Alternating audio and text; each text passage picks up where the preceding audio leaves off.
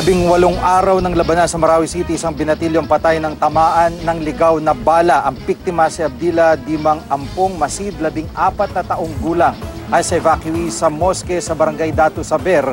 Bandang tanghali sa gitna ng pagdarasal ng mga evacuee, tumago sa pader ng moske ang isang ligaw na bala. Tumama ito sa bandang batok ng binatilyo. Binawian ng buhay ang biktima alas 12:30 ng tanghali. Hindi malinaw kung saan nanggaling ang bala. Ang AFP ginit na nag-iingat sila sa kanilang mga pinakakawalang bala sa gitna ng bakbakan.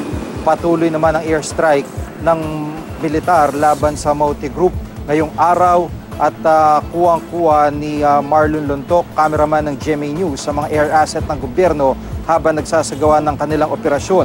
Matindi rin ang bakbakan sa ground at ayon sa AFP, 40 sundalo't pulis na ang patay, 138 naman sa hanay ng Maute at di bababa sa 20 sibilyan ang nasawi.